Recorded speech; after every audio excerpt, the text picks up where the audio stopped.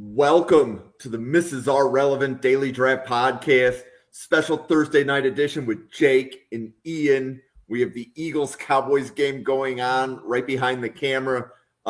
Ian, welcome back to the station. How's everything going in your draft world? Yeah, it's good to be back. Thank you for having me. Things are going well. Week one in the books, a lot of tape watching this past week, and still more to go tomorrow and the next day and the next day. And you get the picture. It's never ending at this stage. We're kind of on the hamster wheel at this point, but it's a lot of fun. It's good to get an updated view of these guys. And I know we're still at the very start of the process, right? So we're reevaluating, but it's a long track to November, December, and it's going to be an exciting time. I'm happy to be here, happy to be back in the grind. Jake, it's been a while since you've been on a podcast. We did an Oklahoma preview. I felt like that was in early July. I was thinking roughly that. I was thinking about a couple months ago, and I'm super excited to be back on. I think it was the last show I have actually podcasted. And hey, we got week 0, week 1 in the books. The prospects are rolling in, and it's time to start building out the boards. And the draft professors never quit. And we got NFL back on TV. I mean, we got 3 drives, 3 touchdowns already. If you're a fantasy player, we're rocking and fucking rolling. So I'm super excited to talk about this game of the week, 100%. Well, let's dive into it. Yeah, so Michigan, Oklahoma is probably the best college game of the weekend. We've done game previews all week, and it was really difficult to find games to talk about this week, except this one. This was I believe this is the only game with 2 ranked teams. Ian, what's the biggest draft story in Michigan, Oklahoma for you? Biggest draft story. That's a tricky one because there's like a few ancillary ones that I've got my eyes on for sure. I think on the Michigan side, a lot of talent on the defense. I mean, if you want to talk about draft in the far future, Bryce Underwood, I thought he looked pretty sharp in week 1 for a true freshman. I think, as far as having the physical tools, but also the natural mechanical synergy, right? I think the processing and the feel will come in time. It's there sometimes, it's not there sometimes. We still have a really small sample, but definite person to watch for the far future. In the immediate future, I'm looking at that Michigan defense personally against John Mateer and the Oklahoma offense. I think Keontae Lewis and Deion Burks look really sharp in week 1, granted against Illinois State, but Keontae Lewis, 6'2", explosive long strider who showed off some nice stem IQ, some angle freedom on his vertical breaks, and then pretty good body control at the catch point on some plays too. And then Deion Burks, moves like he's controlled by a joystick, right? I mean, he's so shifty, so fluid and free-flowing with the change of direction, and he can stop on a dime too. There was a whip route that I saw heading into a dig where he just left the defender in the lurch because he could stop on a dime, cut 90 degrees. The quickness is there. The stopping ability, the decel is there. So Deion Burks, and he's got some rack too. So big fan of that wide receiver duo.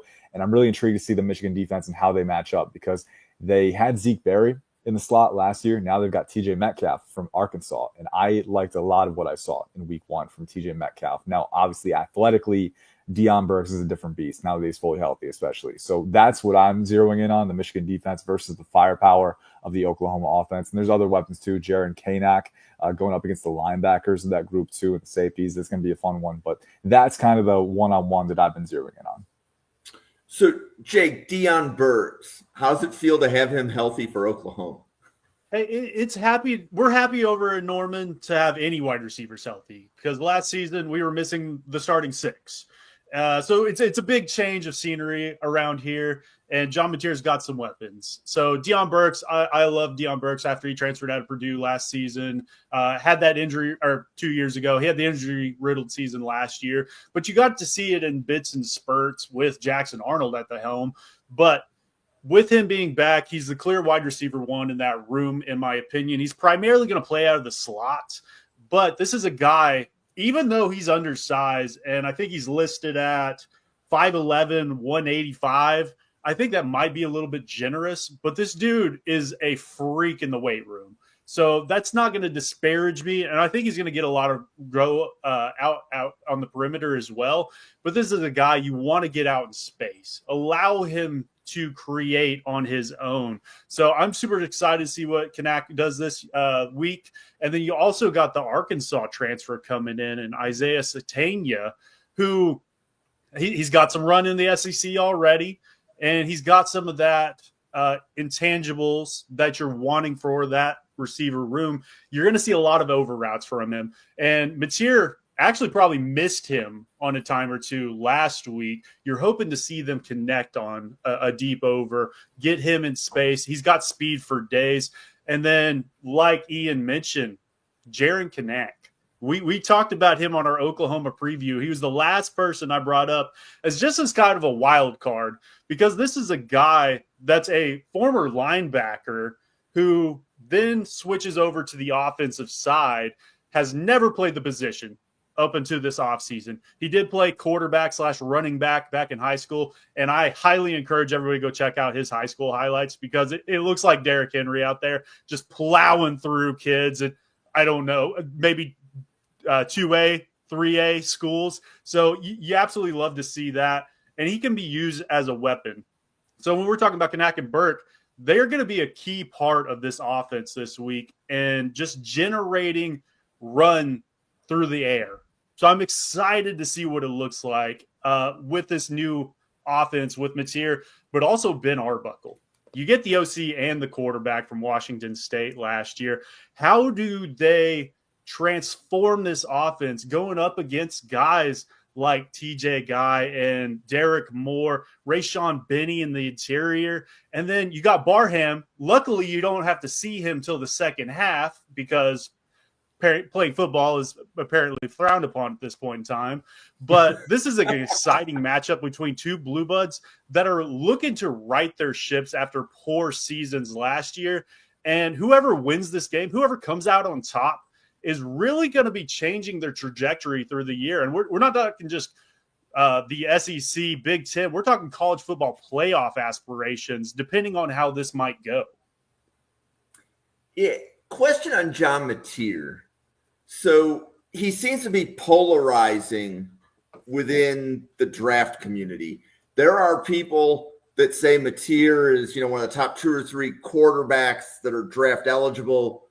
And then there's a lot of people that say that's a projection. He has to prove it. Like, Ian, where are you on the John Mateer spectrum right now?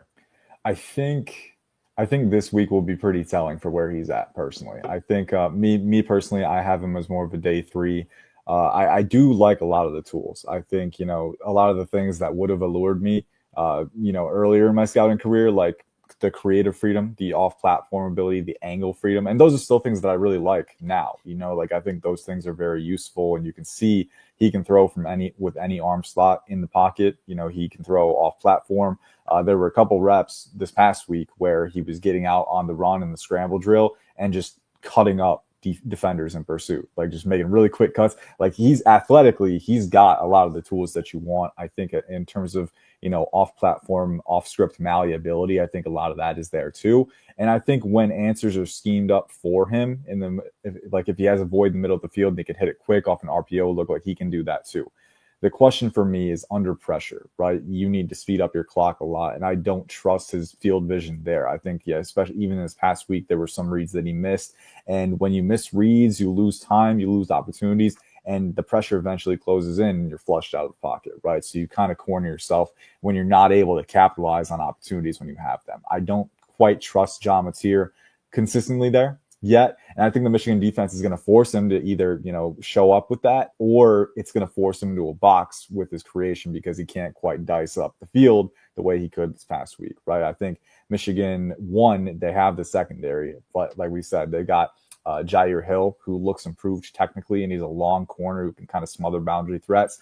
Zeke Berry on the boundary looked really good too, and he's got that versatility. And again, TJ Metcalf, athletically, that's going to be the big question mark with him. I don't know if he has the level of athleticism that Deion Burks has, right? And so that's going to be the key.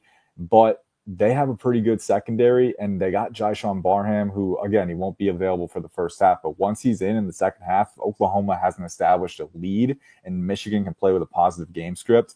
Jyshawn Barham blitzing through the A gap or the B gap, right, rushing off the edge, this guy could be John Mateer's worst nightmare, because when he has to speed up that clock, that's when he can drop his eyes, go to run, and then get worked into a corner, right? So John Mateer as a draft prospect, probably still in the day 3 range for me. I'm really intrigued to see how he shows up against this Michigan defense, because if we see some things that we haven't seen as often, right? If he can step up, if he can, stay on schedule, if he can be consistently anticipatory with the tight windows that he's going to have to make to stay in this game, then it could be a statement game for him, right? So there's potential energy there. I'm hoping he proves something, and I think there's definite talent there, but still kind of in wait and see, waiting for him to prove a little bit more as a prospect. I'm still in that lens.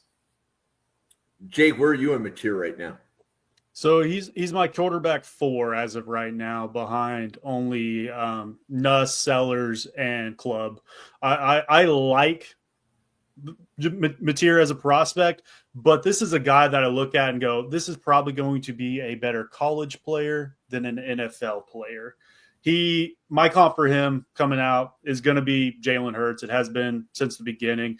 This is a guy that his mechanics are a mess. They're god awful, but he gets the job done, and you love to see it. This is a guy that if Oklahoma wins on Saturday, he's going to be toting the rock 15 plus times. I think he carries it 20 plus times on Saturday, and that's how he's going to generate this rushing attack for Oklahoma. We'll talk about the running backs here in a little while, I'm sure, but that's how you have to establish the run. It's for, like I talked about, through the air with Kanak and Burks and screens and misdirections and all this stuff. And then it comes down to Mateer being able to create with his legs, not only as a scrambler, but with QB designed runs. And that's something that Ben Arbuckle loved doing with him at Washington State. I think he had, out of every game last season, I think there was only 3 games where he didn't tote the rock 14 times or more. So that's what I'm looking at. And kind of on the vice versa side of things, Bryce Underwood, we didn't get to see that against New Mexico, but that's something he does very well. So that's something I think when you look at Michigan and these Wolverines, they're going to go, hey, true freshman quarterback, let's keep it simplified against this Brent Venables defense and allow him to do what he does well. So obviously, true freshman, we're not talking about the draft, but if we're talking – what he put on tape against New Mexico, if I'm picking a singular prospect out of college right now and go, hey, I'm starting a franchise with him, it might be Bryce Underwood. Dude he throws piss missiles already, and he's got the size and the strength, and by all accounts that's coming out of their practice reports, he's that dude. So even though he's a true freshman, it's something Oklahoma really needs to account for. But going back to Mateer, like I said, he really needs to grow throughout this season. I don't think he's going to change a whole lot of his arm release. He's going to do the side arms. He's going to hold the ball for too long, and he's going to scramble back there, and he's going to hold the ball for 6 seconds, and then Deion Burks is going to go streaking down the sideline, and he's going to make it happen. But that won't work at the next level, probably. So that's where I'm at with all this. I love Mateer, but he's a better college prospect than an NFL prospect. Yeah, 2 notes to follow up on that too. Mateer actually kind of reminds me a little bit, not a player comp, right? But I think a note that I had for Quinn Ewers as well was the lack of mechanical discipline. He's really freestyling when it comes to his footwork and his arm angle, right? It's all over the place. Like Jake said, he gets the job done as a college QB, right? But you look at it from an NFL lens, and I don't know if there's a translatable process there, right? If he does want to make it at the next level, because mechanics and timing and rhythm and pocket discipline and management and processing, like those all go hand in hand at the NFL level. If one thing is out of sync, it can cause a cascade of issues. And if the processing is a question mark to begin with, that can affect it too. So that's something that I need to see improve. And sometimes guys don't. Sometimes they just have those habits or those play styles, and that's how they operate. Bryce Underwood as well. The arm, I just have to co-sign. Like when I saw him throw that, probably his first pass, right? I was like, are you kidding me? Like the velocity it jumps off. You can't even see the ball. He throws it so fucking hard. Which another thing on his right is he will have to learn to pull that back and layer those throws and stuff like that. You can't do that all that at time. But hell, that got Will Levis drafted, and we know as a Titans fan, we know how that worked out. So a lot of coaches will see that on tape and go, I can fix him. I can do it. He's just like your ex-girlfriend. That's how they're going to bring that approach to this.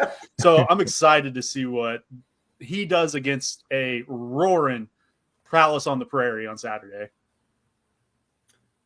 Okay, so Ian, here's an interesting question. Safeties. How many safeties in the Oklahoma-Michigan game do you think get drafted in 2026?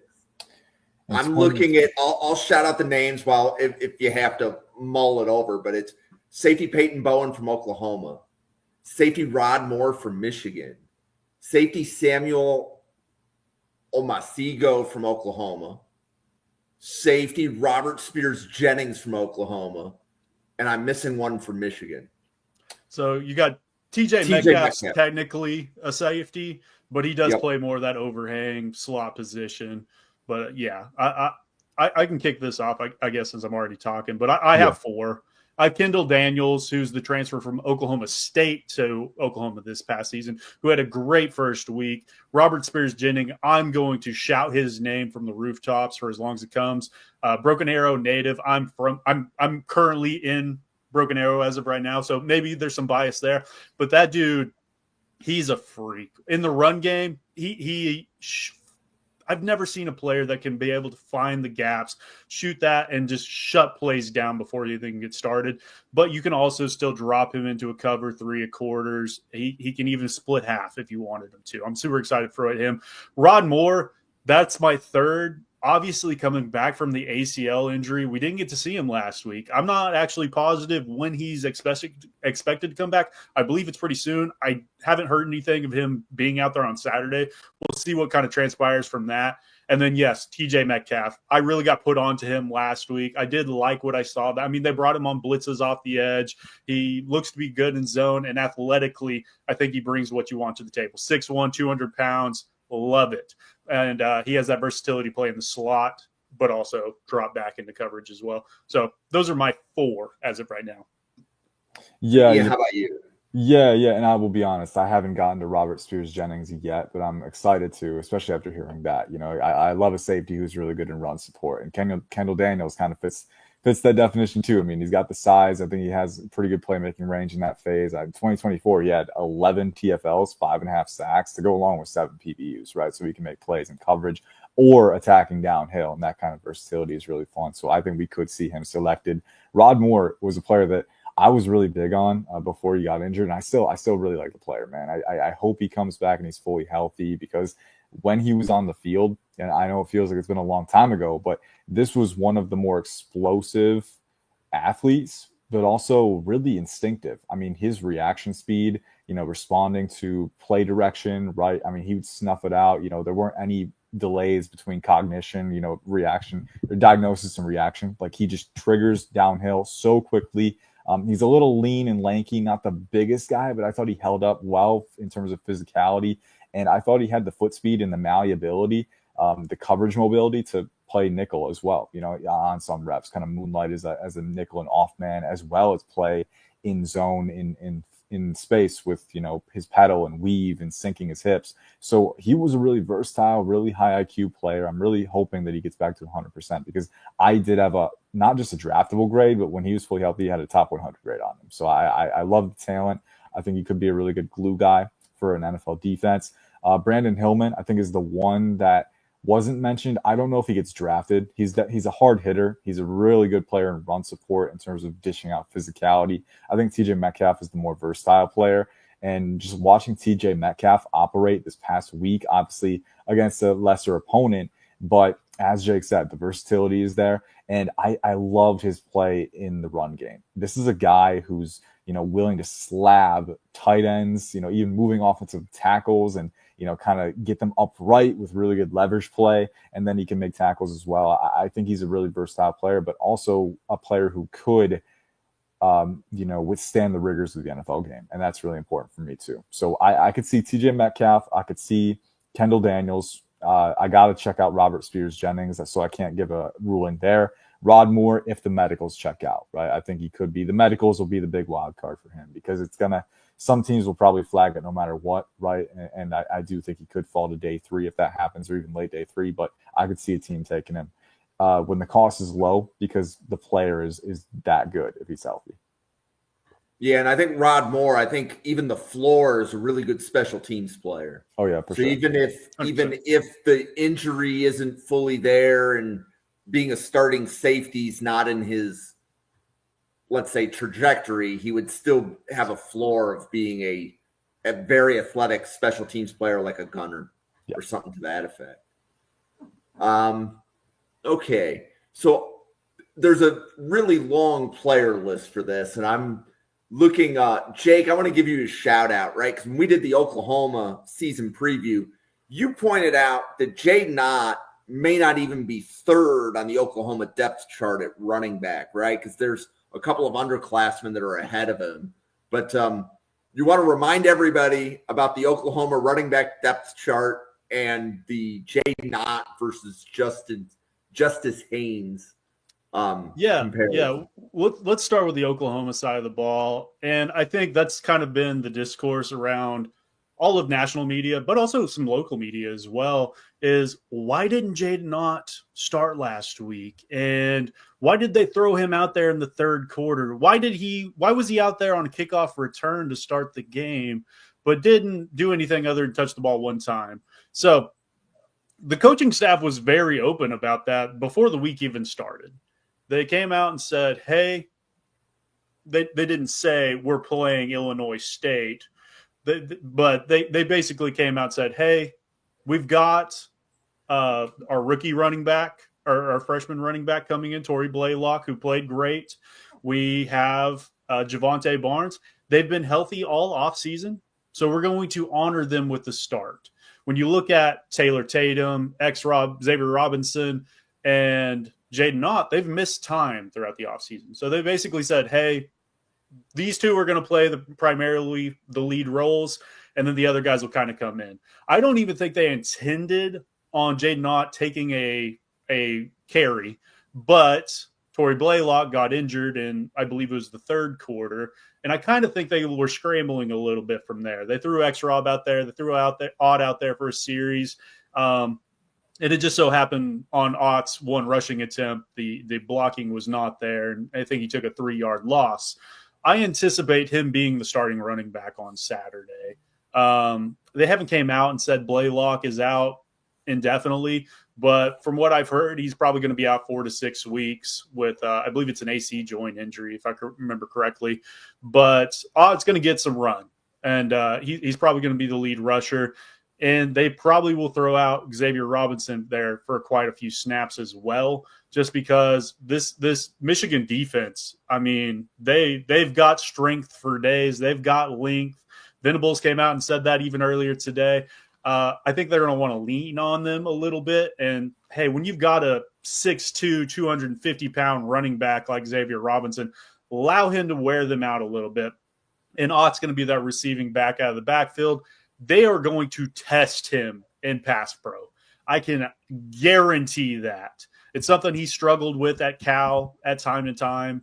And, hey, once Barham comes back in the second half, they are going to throw that man at Ott because they're going to want him to hold up. And Barham is a very violent human being. Which is why he's kind of not playing in the first half, but to each its own.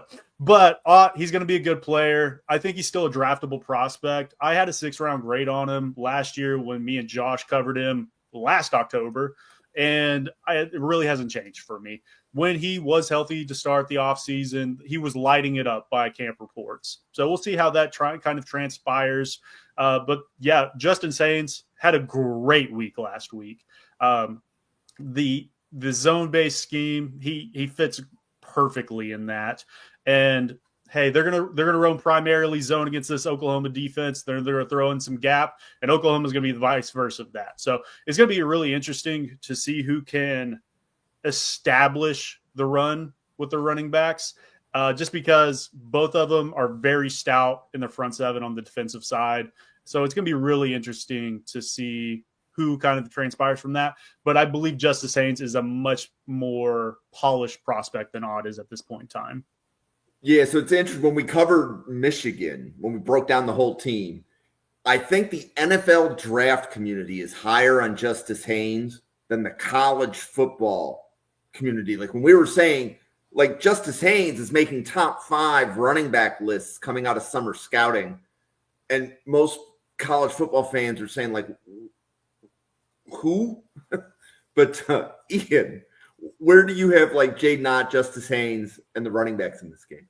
Yeah, so Ott probably heading into the year was more of an early to mid day 3 for me. And that's kind of assuming that he's healthy, right, and back to his cow form, because I think you don't have a super big guy, right? You know, probably around 200. I think as a north-south runner, he's got enough vertical speed to contend, and I think that was kind of his main mode at Cal. You know, he can find the hole quickly, he can get upfield, but I don't really see a guy who has great rushing leverage, runs a little upright sometimes, and I think that can hurt him when guys get into his frame. And then on top of that, doesn't have high end mass too, and then also just not as much contact balance to go along with that too. So I thought he was reasonably explosive on the vertical plane, a pretty solid north-south runner, a good receiving threat as well, but not an overly big guy, not super durable, and then questions in pass protection too, right? And especially for backs who are on the day 2 to day 3 fringe, right? And you know, what anywhere in that day 3 range, 4 to 7. If you're not a good pass blocker, coaches are going to feel less certain about having you out there on third down, right? Because if you're out there on third down, either you're, you know, a lot of times you're either catching the ball or you're running a route anyway, or protecting the QB, right? And if you can't do that second thing, that can be a big hindrance for your overall utility for a scheme, right? So I think probably earlier to mid day 3. I didn't have a preseason grade on Justice Haynes because the sample was kind of small, but I saw the vision, right? 5'11", over 210. And I think this past week, right, it was against New Mexico, but 186 yards, 3 touchdowns, right? Almost 10 yards per carry. This is kind of a glimpse of what we were hoping to see from him, right? And it's really exciting because he's got the size. I think he has a really compact frame with a lot of efficient mass for that size, and he's explosive. I mean, he's got the vertical speed. He's a long strider when he gets out in space, and he can punish guys downhill too.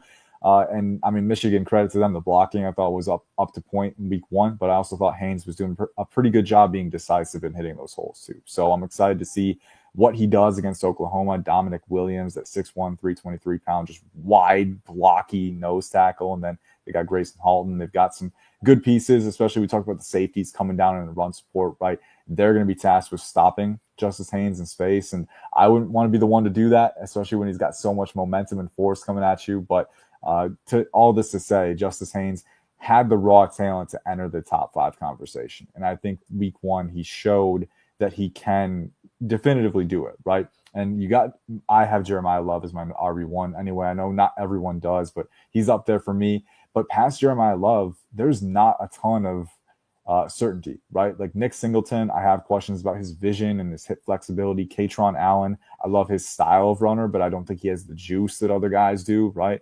So you are left with a void for a guy like Justice Haynes, who has the talent, who has the situation, and has the opportunity to really enter that fold. And I think we've seen steps in the right direction. So to circle back and answer the question, Jade Nott, early to mid day 3 for me. Justice Haynes on the rise, and I think he could enter the day 2 conversation.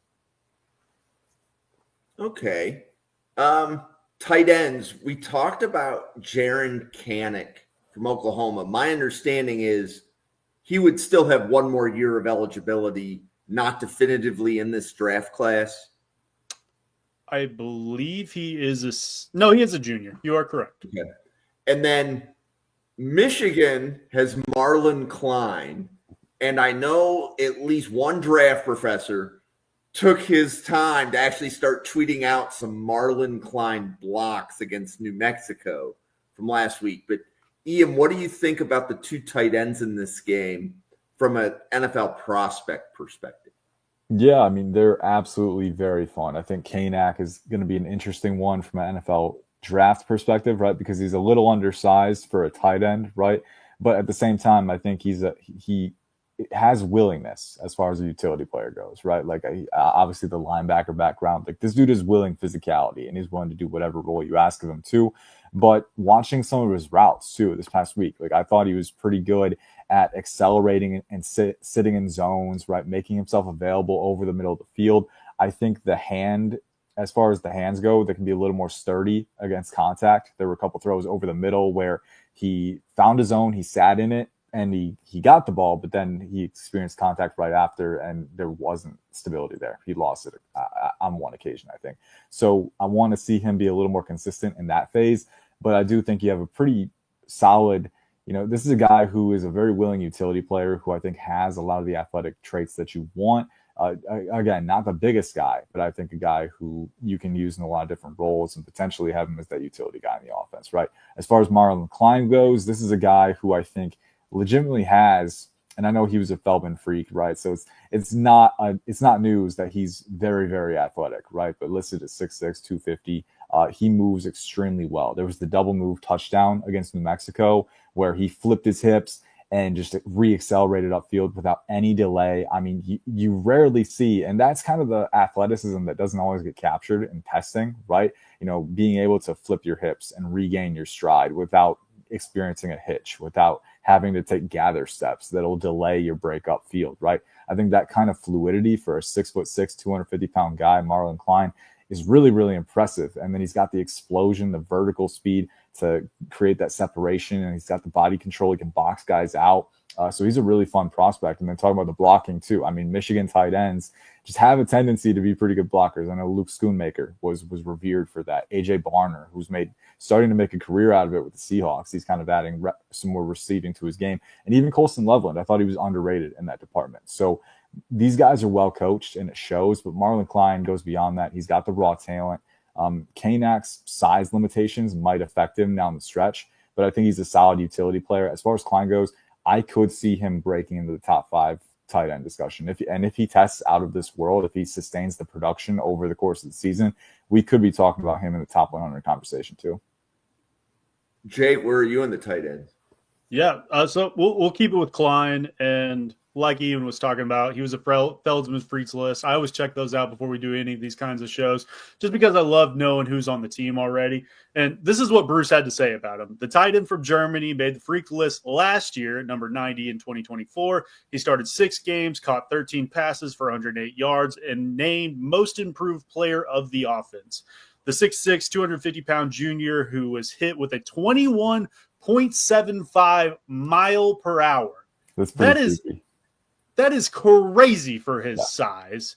And a broad jump of 9.7 this offseason. Klein ran a 6.89 of the 3-cone drill. His former teammate, Colston Loveland, tight end 1 last year, first-round pick, did it in 6.94 last offseason. And no tight end at this year's combine did it quicker than that.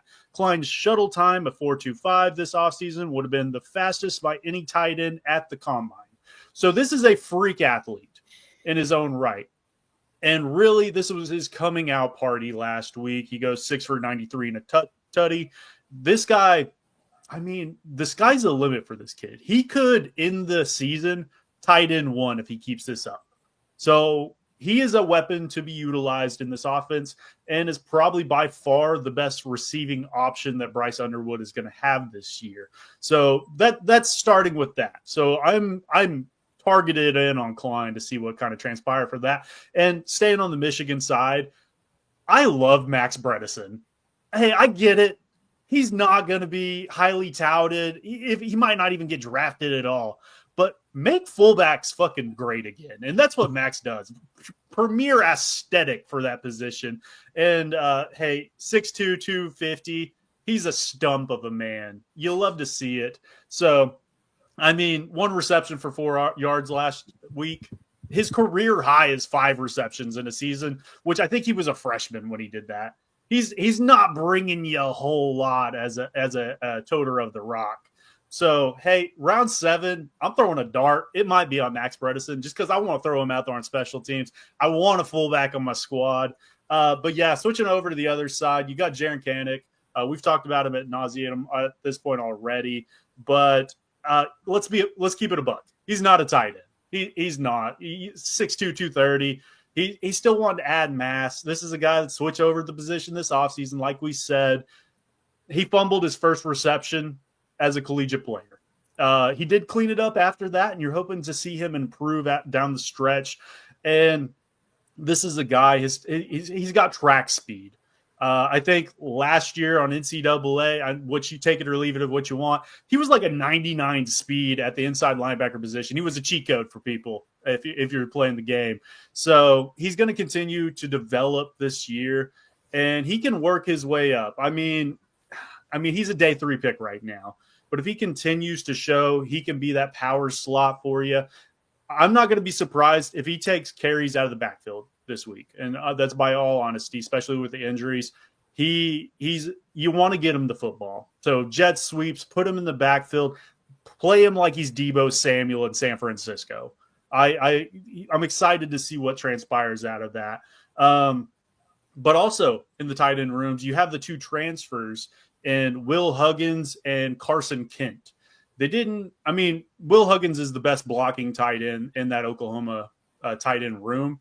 Carson Kent has some strong hands. So I get it. Kanak's got a great start to the season. I'm not going to be surprised if one of those 2 supplant him on draft boards, just because they're more stereotypical Y inline blocking tight ends for you. To something that Kanak cannot offer you just due to his size limitations. So overall, this is a great tight end just game because there's a lot of guys that you can pay attention to. And you got a high-end talent in Klein, in my opinion. Okay. We have barely touched on the hog mollies in this game. That would be anybody that's on the front 7 for the defense, as well as the offensive line for both teams. Ian, who is your highest ranked Michigan front 7 player? Highest ranked Michigan front 7 player. You want me to rattle off some names while you think about it? Jyshawn Barham would probably be up there just because I view him as more of a kind of attacking Sam linebacker, right? I don't think he has the sheer instincts to play the green dot or the mic or anything, right? But I think if you use him in a role where you're attacking downhill, where you can slab pullers in the run game, make plays in pursuit, blitz up gaps, right? Disguise rush looks and do delayed blitzes. Like, I think he can be a weapon as far as that goes, right? So if you have an established Mike linebacker, Baltimore is one place, just theoretically, that I would love to have him, like alongside Roquan Smith. That would be scary, right? So he's probably my highest rated Michigan front 7 player. But Rayshawn Benny is kind of an early day 3 guy for me. I'm really intrigued to see what he does with the long season, right? Because 6'4", around 300, right? But I think he has over 33-inch arms by my estimate. So he's a long player who's really powerful. I think he's able, that natural stacking ability is really there for him, right? He's a little stiff in the hips. I don't love his leverage play. Sometimes because of that hip stiffness and that kind of high cut frame, he'll pop up a little too high. But he is explosive and he has that natural power profile that makes him really tough to handle, especially one-on-one, right? So I think, again, not as high of a ceiling as we've seen from Michigan defensive tackles in previous years, but a player who is very appealing. There's the edge prospects from Michigan too, TJ Guy and Derek Moore.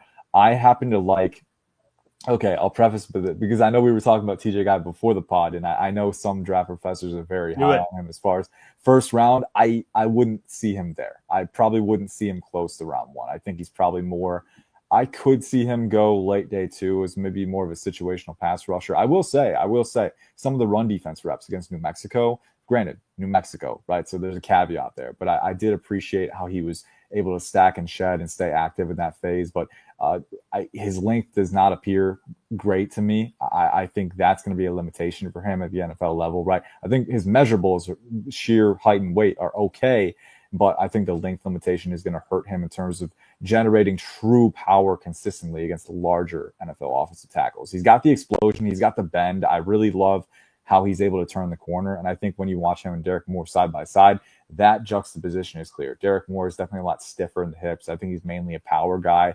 And TJ Guy can actually, he's got the explosion to create angle advantages for himself, and then he can capitalize on those by getting beneath the corner, by running the arc, right? So that's a fun trait to have. But I do think the power component, I do think holding up the run game at the NFL level, those things are concerns to me, right? He's got the competitiveness for sure. So I'd probably have him as more of an early day 3 guy for me personally. And then Derek Moore, kind of in the same lens. But if he can keep refining his pass rush arsenal and add to that, I do like him as kind of a developmental guy. But I see him as more of kind of a battering ram type, right? He's got enough explosion. He's got enough of a power profile, right? But I don't know if he's well versed enough outside of that. So though all of those guys are kind of clustered together, Josh Barham probably my highest graded one, and I'll throw out Ernest Hausman as well, right? Again, probably day 3, but I was kind of impressed by the range that I saw in week 1. So I'll be watching him closely. I'll be seeing if he keeps excelling in Big Ten play, and even against Oklahoma, because of all the dynamic presences that they have on that offense. That'll be a good test for him too. So, Jake, how about you? How do you stack up the Michigan front 7 on defense as far as the draft board goes? I mean, pretty similar. Barham's going to be my number 1 out there, and I do agree with Ian. He's your standard typical Sam. He reminds me almost of like a Rashawn Evans coming out of Alabama many years ago now. He's a great athlete. He's violent, and he brings a lot to the table, but I think he's maybe the best pass rusher that Michigan might even have. So I wouldn't disagree with that. Yeah. So that's definitely a plus in his right. Zone coverage, I didn't really like what I saw for the snaps he put out last week. So we'll see if he can improve upon that. But we're talking strictly athlete explosion, violent nature. I love that out of a linebacker. When we talk about these front guys, Rashawn Benny, I wrote down strong and plotty like Godzilla in Japan. He brings a lot to the table. He's very, very strong, but he's Michael Myers. He doesn't have a lot of twitch to him, but he just keeps sneaking up on you, and he's not going to be stopped. So when we look at this team, there's not an Aiden Hutchinson, Kenneth Grant, Mason Graham coming to save the day on this. But when you look at a TJ Guy, Derek Moore, I like Derek Moore slightly more. And I preface that just because TJ Guy doesn't look like he really has a pass rush plan right now. It's going to be speed to power. He's going to put his 2 hands in your chest and try to push you back and then try to swipe from there.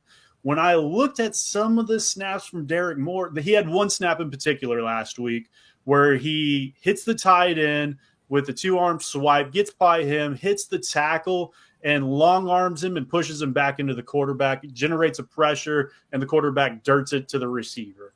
That's what I really like to see. It's not pre-planned. TJ Guy, the only other pass rush move I really saw him throw out there other than a long arm from time to time, he tried to throw a spin move, and it was immediately shut down. And it seems like it's more he's not reacting. He's planning pre-snap. And I don't like that in my pass rushers. Similar size amongst them. Derek Moore slightly bigger. I think both of them can hold up in the run game. These guys are more similar to like a Jalen Harrell that came out 2 years ago. I mean, serviceable rotational pieces that can probably be out there on first and second down, but you're not making these situational pass rushers by any means.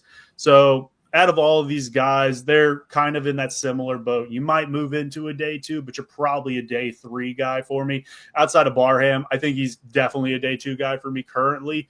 And hey, if he keeps improving, and he could move his conversation maybe into a low day 1. But I'm optimistic for that. And I will say with Barham too, I could absolutely see an NFL team take the Micah Parsons route. And again, not comparing the players because they are not in the same stratosphere. More Femi Oladejo. Yeah, exactly. Go day 2. It's just like an archetypal thing, right? Like Jyshawn Barham, you mentioned his zone coverage. His zone coverage in 2024 was rough. I mean, not great depth discipline, very poor blind spot awareness. Guys were leaking behind him constantly. And then New Mexico having those issues too, right? I don't know if I trust him in space consistently at the NFL level. And the fact of the matter is, like, even if you're attacking Sam linebacker, you might have to drop in some certain situations, right? If teams want to mitigate that, I could see an NFL team saying like, hey, we love how well you play with violence in the trenches. We'll just move you to that outside, odd front outside linebacker edge player full time and just let you attack. And I could absolutely see a team say, we're gonna go to that full time because I do think he has the skill set for it. I really do. It's going to be an experiment, right? But I think that's honestly probably the area where he excels the most.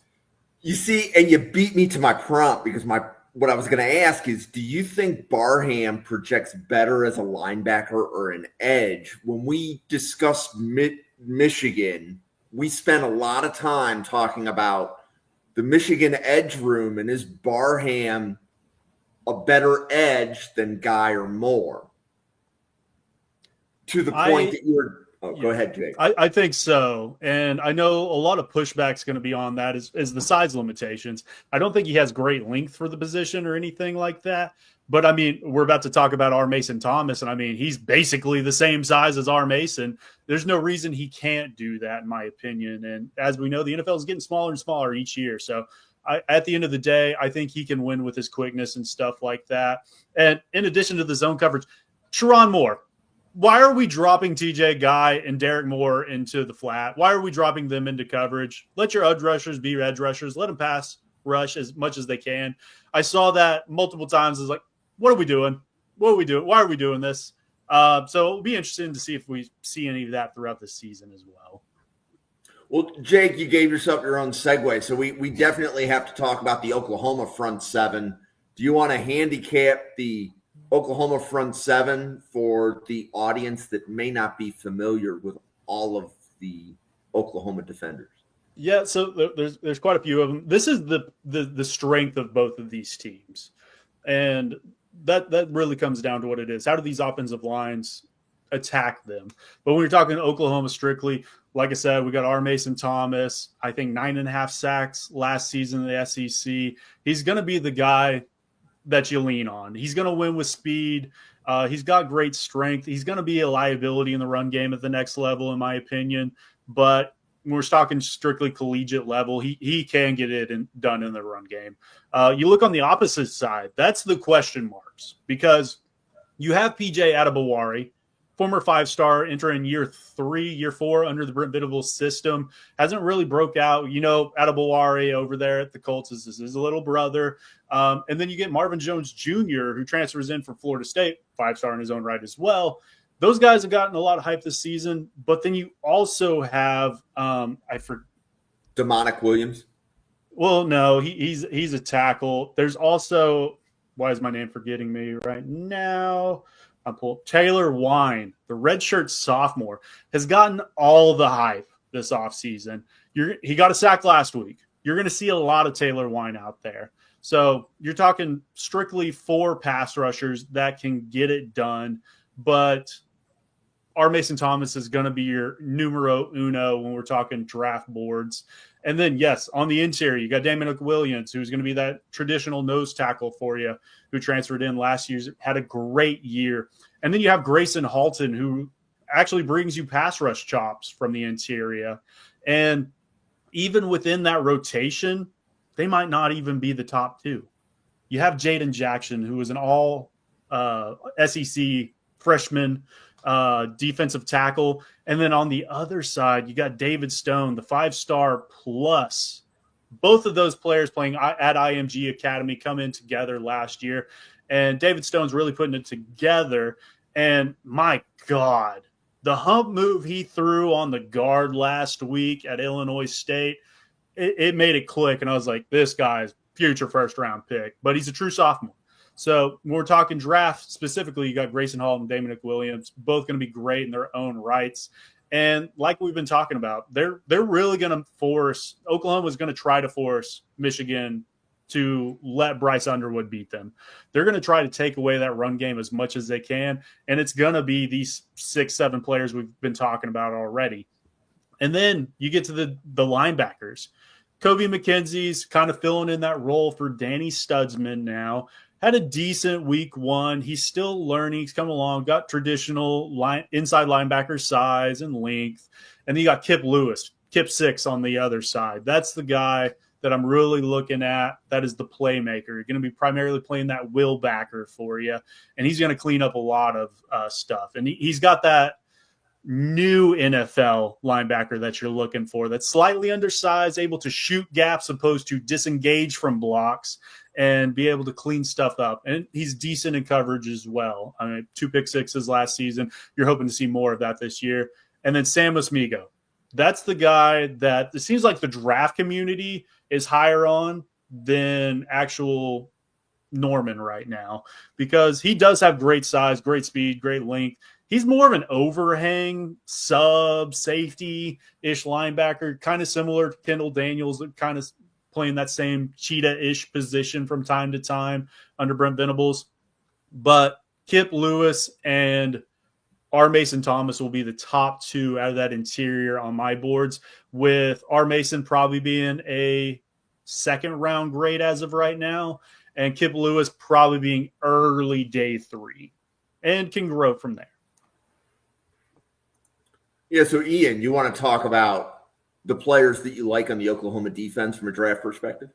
Yeah, I think R. Mason Thomas definitely is the headliner for me personally. I think I don't know if I have him round 2, but I could see him day 2 for sure right now. I think the obvious juxtaposition that we draw is Nick Benito, right? And I never do same school comps because of that, right? Because They're very similar. Whenever you see someone with the same helmet on, like, you naturally have cosmetic similarities, your brain's going to be drawn to that, right? So you try to avoid that. But from an archetypal standpoint, again, right, Nick Benito was a guy who won with that speed and bend at the collegiate level, and it's, he was able to build on it, and he got a massive extension with the Broncos today, actually, right? So it's in the news. But R. Mason Thomas, kind of similar, right? Watching his 2024 tape was really fun because he competed against SEC and he dominated Power 5 schools. Like, his Tulane tape, he had that tackle in a literal waking nightmare. I mean, it was kind of funny. Like, he got an angle advantage immediately off the snap. I mean, the explosion, he's got thrusters in his soles. And then he's so twitchy where he can create angle advantages with that twitch and then get around him. There was one move, it was like a Euro club rip that he used to get around the arc. This is a guy who can sequence his rushes. He can levy combos, and he can do all of that while working in situations of imbalance where he's leaning and reducing beneath the arc, right? So the speed and bend is the big thing with R. Mason Thomas, but he's not just an athlete. He's not just an athlete. He knows how to sequence moves and build off of that and multitask around the edge. And that's the really fun thing with this tape, because whenever you have a pass rusher or a pass rush specialist at the NFL level, right, you want them to actually be a specialist, right? We can talk about speed and bend and how it projects, but R. Mason Thomas is a pass rusher. I think he knows how to come with a plan and execute that plan. Not going to be the most powerful guy, not the longest, doesn't have elite mass. And I think those things will limit him a little bit to his speed mold. But within that mold, if you're precise with your hands, right, you can drive enough force to win those moves and get around the arc and keep yourself clean. And I think he's a very good operator when it comes to that. So I'm a big fan of the pass rushing ability. Again, I do have questions about the run game translatability. And as Jake said, I ultimately think that's going to be the lesser of the 2 phases for him. He's a pass rusher through and through. And I think he has the skill set to be a very, very good one, particularly in odd and hybrid front schemes. If you get him out in wide alignments, his explosion, his twitch, his bend, he can create mismatches for tackles so easily. And then he has the hand usage, the arsenal to capitalize on that. So big fan of what he has to offer. Everyone else in that front 7, probably day 3 at best for me right now. R. Mason Thomas is the headliner. But Taylor Wine, I had not heard that name yet. So again, I'm going to write that down and I'll track his progress as the season progresses, because it seems like there's a lot of talent in that Oklahoma front, some of it unproven, like Grayson Halton. Yes, when I watched his tape, I was like, all right, I can see the vision. I can see the tools. He's kind of that sawed off, leaner defensive tackle who could be a one-on-one disruptor. But again, I don't see the execution right now. So I'll be tracking him across the season 2 and playing alongside Dominic Williams. Ideally, it would be a very, very good yin-yang combo for them. But a lot of guys who still have to prove it a little bit, right? So I'm excited to see how they progress. But R. Mason Thomas, I think he's already proven that he is worthy of at least day 2 consideration at this stage. Yeah. Ian, if you're podcasting and you get a new name, that's a reason that everybody else should be watching the podcast, right? Mm-hmm. We're giving new names. There's a reason that we do these. So I love the fact that you got a new name out of this. So thank you. Yeah, I mean, hey, it's the draft, man. There's always new names. Like, it's insane. Especially this time of year. Like, I have a watch list of 700 guys, and then I'll look again. It's like, oh, I didn't have this guy. So they just keep coming, man. It's crazy. And you have to account for everyone, because some are going to return to school, right? But we don't know at this stage. So we have to cast a wide net. But that's the beauty of it, man. It's the gift that keeps on giving, the gift of discovery. Absolutely. So TCU was like that actually for me last weekend, right? There were, I think, at least 4 players I saw in the TCU game that I had not seen covered on any podcast, on any channel, Draft Professor or otherwise, that I'm like writing down, okay, when are we going to cover them on this channel? Mm-hmm. and things of that nature. But yeah, new names. This is a very fun time of year to try to, let's say, siphon which players are the ones that we should be focusing time on. Yeah. So, okay. I don't know that we've done the offensive lines for either team.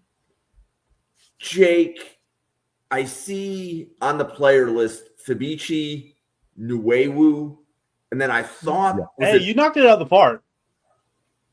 And then didn't they get a offensive lineman? I want to say his name is Derek. Derek Simmons. You're thinking of Derek Simmons. Didn't basically start in week 1 though? He did not start in week 1. Okay. He's been dealing with a concussion. He will be out there on Saturday.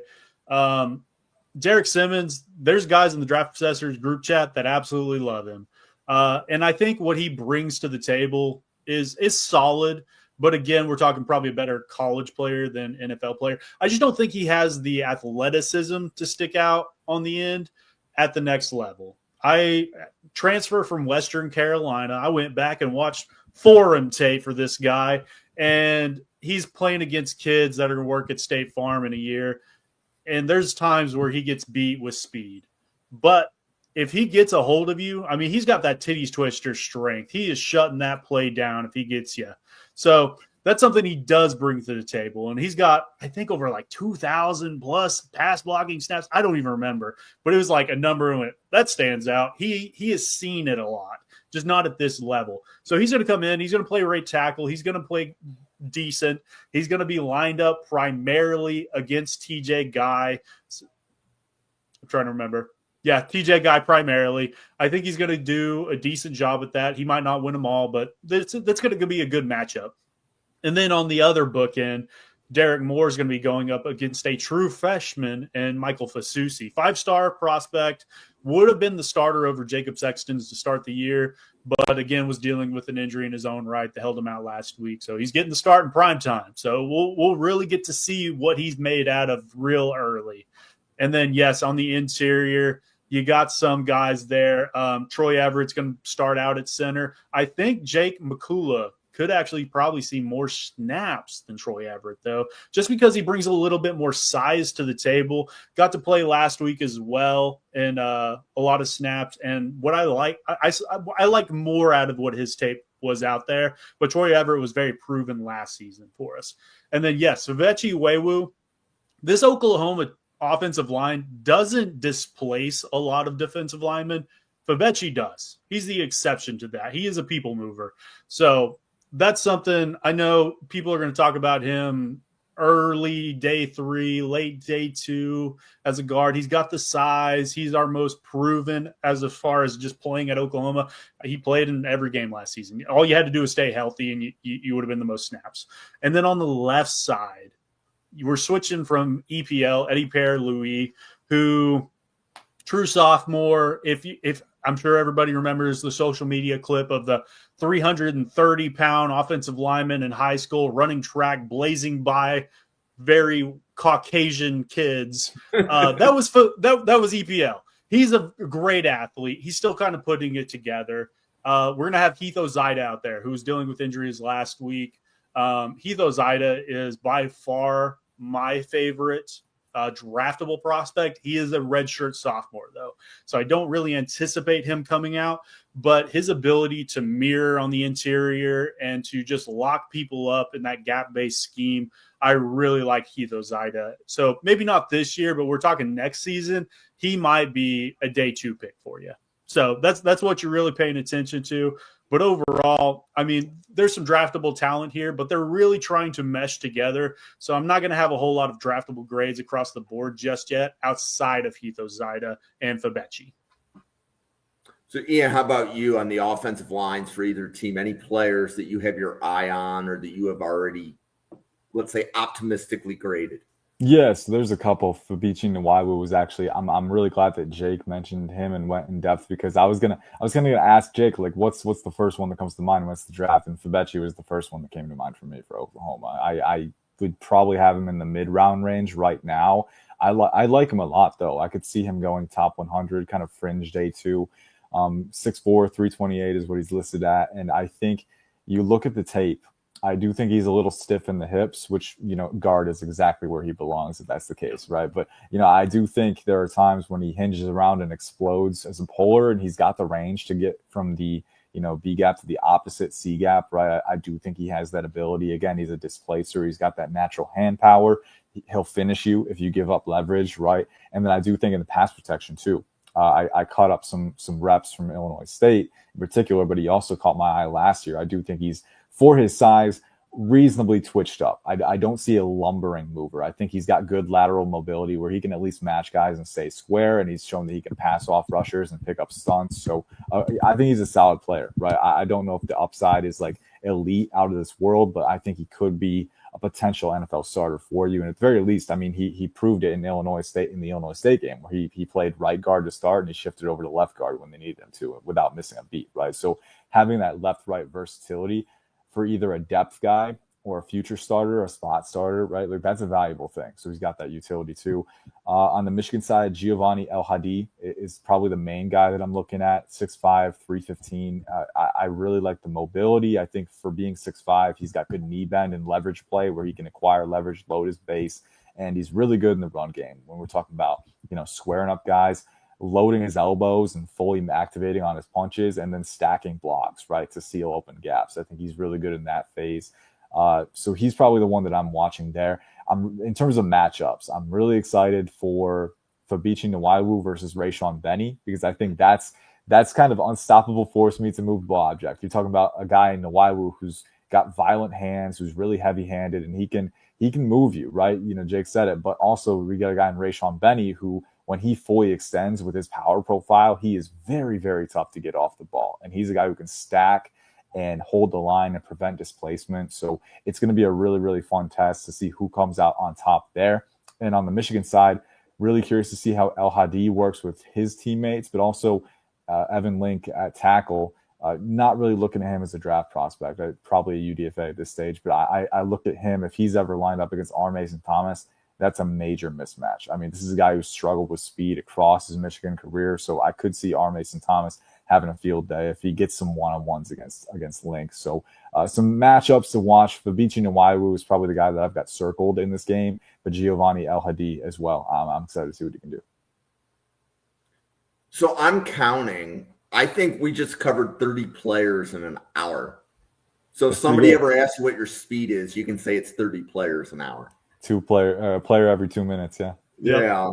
That's pretty good. Mm-hmm. Like covering 30 players, like you two just did that quite well. Me and Josh wouldn't do 8 players in an hour last year. So we are knocking it out. Yeah. We're in mid-season form and it's just week 2. Jake, do you want to let everybody know about all of the content that you do? Yeah, follow me at Glory Day Sports on the Bird app over there.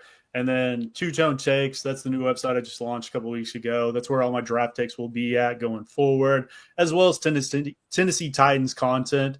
But yeah, at Glory Day Sports on all socials. Ian. Yeah, you can follow me at IC_draft on Twitter. I know it's X now. I'm going to keep calling it Twitter. But yeah, there I post film clips. I just kind of follow along with my analysis. I'm back in the draft doing it full time this year. There was a stretch where it wasn't full time, and I got moved away from it for a little bit. It's been a little bit of a tumultuous past year, but we're back in it full time, ready to go, and having a lot of fun doing it. So I'm excited to be back.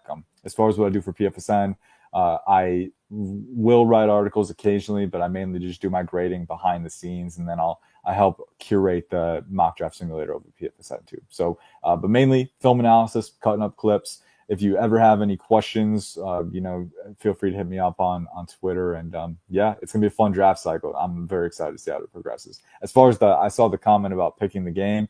It's 21-20 at the half, right? Eagles have the edge. I think the Eagles are going to stick with it. I think in the trenches, they're just too powerful for this Cowboys front.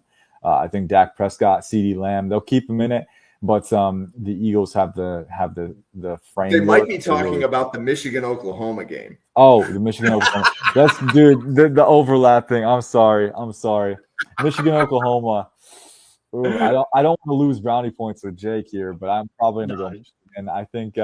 I think the defense is just too good. I think John Mateer is going to have a little bit of struggles today. I think he'll have or on Saturday. I think he'll have his flashes for sure. I think the Oklahoma, their Sooners weapons are explosive enough where they'll get some shots for sure. But Jay-Sean Barham, I think Michigan's going to unleash him. I think especially with an offensive line that's still meshing with new pieces, getting cohesion together, that's a recipe for disaster against a guy like Barham, who you can weaponize in so many different ways, right? And I think Rayshon Benny, I think Trey Williams as well. I think they're going to be able to hold the point up the middle. Fabeshi Nwaiwu, I like him a lot. I don't know if he can do it all by himself. And I think this Michigan defense, with the talent they have in the front, combined with the guys in the secondary who you can mix and match, I think they've been really good in coverage so far this year. I think it's going to be a struggle. I think Bryce Underwood is going to take his lumps too. I think it'll be relatively low scoring, but I do see Michigan coming away with the win here. This game's in Norman, right? Correct. I'll be in attendance. Yeah, I'm going to take Oklahoma at home, but that's so I've spent a lot of my life in Michigan. I did not go to Michigan, but I have spent about a third of my life in Michigan. I have a lot of friends that wear the maize. But I think I'm picking Oklahoma. Jake, do we even have to ask? You don't really have to ask, but I will say this. While Brent Venables has been a play caller, he is 18-1 against freshman quarterbacks. And the one loss being a guy named of Jameis Winston, if you've heard of him. So at the end of the day, I think Brent is going to do a good job of scheming up this defense. He's going to confuse Bryce. And like I said, if I'm picking today and you let me pick anybody in college football to be my quarterback, I'm going Bryce and I'm developing him because I think he has all the intangibles. I think he has the physical talent of the world on his shoulders, and he's going to be a great player. And I'm really happy we're getting him in week 2 and not week 9 because he's going to only improve. But the Palace on the Prairie is going to be rocking. We're striping out the field. You're going to see lots of crimson and cream out there. It's going to be noisy. And something Michigan struggled with last week, I think they had like 8 penalties for 75 yards. I don't remember what it was. It was a lot, though.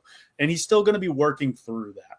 So at the end of the day, I'm picking Oklahoma. I think the over-under is 45.5. I'm technically going with the under, and I'm going to go 27-18 and go right at that 45 mark.